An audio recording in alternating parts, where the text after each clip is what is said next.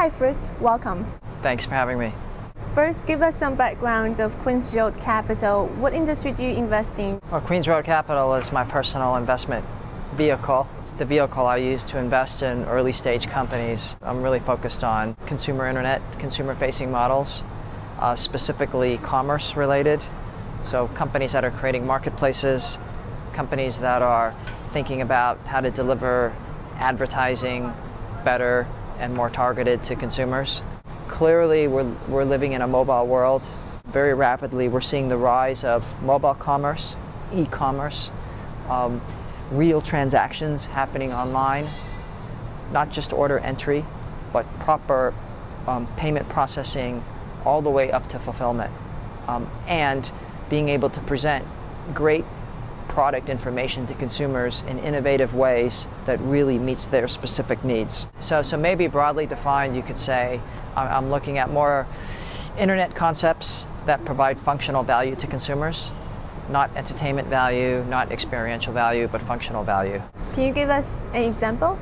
I mean, I'm an investor in a company called Wache, which is a rideshare company. So everyone knows in the major cities in China, there's a lot of traffic. It's hard to get a taxi, lots of congestion, people waste their time in transit. Well, Wache helps consumers to share cars through the cloud, through a mobile platform. And this provides extreme utility for Chinese consumers who need to get from point A to point B. Not everyone has to buy a car. It's environmentally friendly. And it's a way for drivers to also make a little bit of extra money at the same time. And so we feel this is a win-win solution for consumers and the environment. Very strong functional value, so I'm pretty excited about that model. You have been involved in the Chinese internet sector for a long time. This market is more fragmented. We have 2 to 3 players in any given sector as opposed to just one dominant player in the US. Why do you think that is? You know, there's a few reasons. Number one, the cost of capital in China is extremely low compared to other markets, and that encourages overinvestment. We're just seeing lots of capital flowing in. We're going to see a lot of startups, and we're going to see a lot of players emerge. It'd be interesting to see, do those 3 or 4 companies in any one vertical, are they more profitable or significantly less profitable than the 1 or 2 players we see maybe in other markets?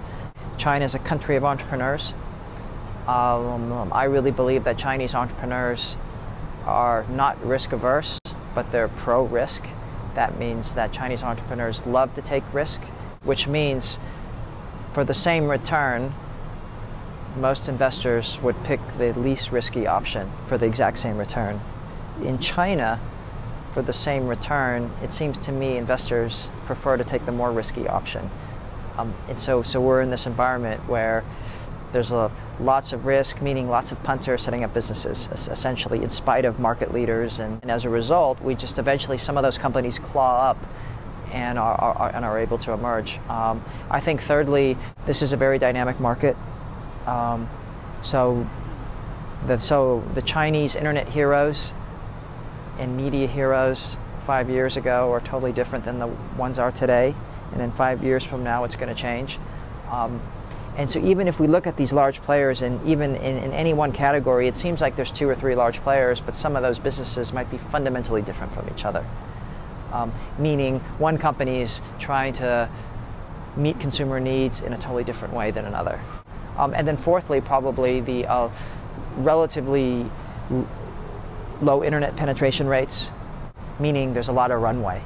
And every time there's a lot of runway, there's a lot of room for multiple players. When things mature, as we've seen in North America, that is every time you have maturity in a market, you tend to have a bit more consolidation and clearly defined leaders emerge. So you're investing in early stage companies. What kind of failure rate do you expect? Yeah, China is a little different because with a small amount of capital, you can survive for a long time. So when we say failure, you give 20 companies a couple $1 million a piece, and they're going to last for 5 or 6 years, even if those models haven't been successful. I'm not sure that's the right way to look at it. If failure means just going bankrupt, Well, yeah, not as many go bankrupt just because you can drip it. You can last for a long time in China in many creative ways.